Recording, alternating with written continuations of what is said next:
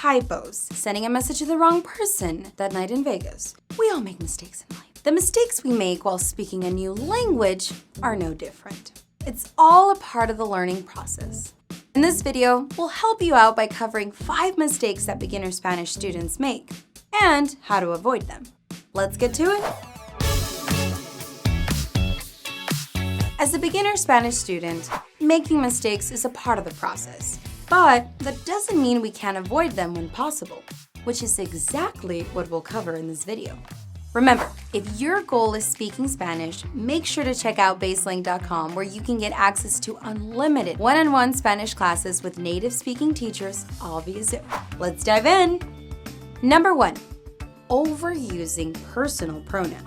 One of the most common questions we get from beginners is, when do I need to use personal pronouns? Since they are only relevant in specific scenarios, we can understand why there's some confusion. So it's time to clear this up and make sure we only use personal pronouns when we need to. There are 2 situations in which personal pronouns might be used. Firstly, when a verb is conjugated the same way for more than one personal pronoun and context doesn't tell us who the subject is. For example, they have to study more. Ellos tienen que estudiar más. Or you, plural, have to study more. Ustedes tienen que estudiar más. In the above examples, we use personal pronouns to clarify who the subject is. Now, secondly, we use personal pronouns when we want to highlight the subject. In other words, it's the same way you add emphasis when giving a particular person an order to do something, so that you really get the point across. Example, you do it versus you do it. Now let's move on to the second mistake to avoid. Not respecting the gender or number. All Spanish nouns, as you may know, have a gender whether you are talking about objects, animals, or people. The same applies to adjectives. When you describe, identify, modify, or quantify something, the adjective must match the correct gender and quantity. For example, you might try to say, the cars are fast, los carros es rápido. However, it should be, los carros son rápidos. So, how do you identify if a noun or adjective is masculine or feminine? In most cases, feminine words end in a and masculine words end in o.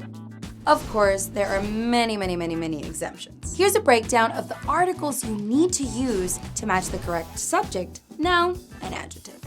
For masculine singular, use el and un, and plural, los and unos. For feminine singular, use la and una, and plural, las and unas. On to number 3. Where do you place those adjectives?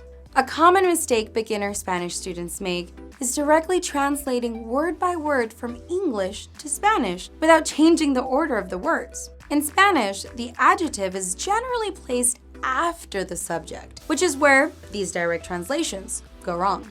For example, the incorrect translation of the black dog is el negro perro. The correct translation would have the adjective negro after the subject, el perro negro. Number 4 is a biggie. One of the most common mistakes made by beginner Spanish speakers. But before we reveal it, make sure to like this video and hit the subscribe button. Done? Great. Let's reveal number 4. Confusing Spanish verbs ser and estar, to be or not to be. This common mistake relates to the difference between the 2 Spanish verbs for to be, ser, versus estar.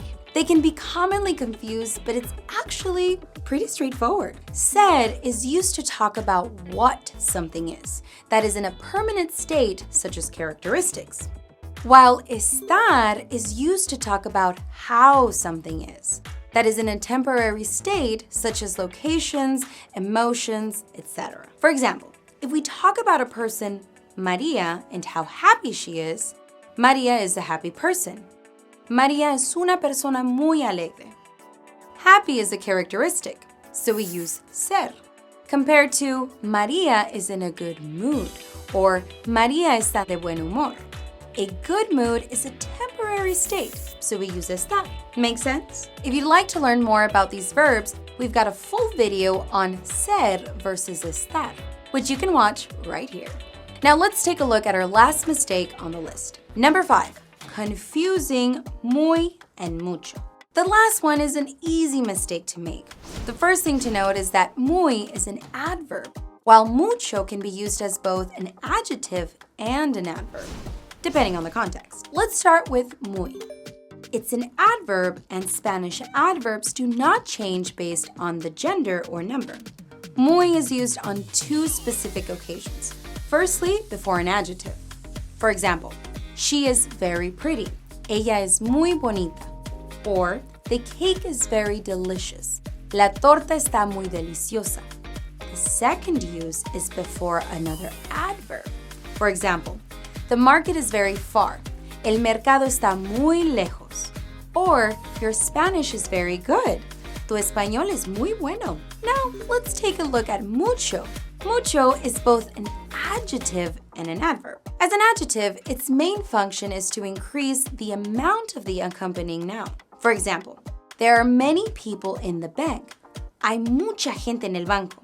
Or, there are many cold drinks. Hay muchas bebidas frías.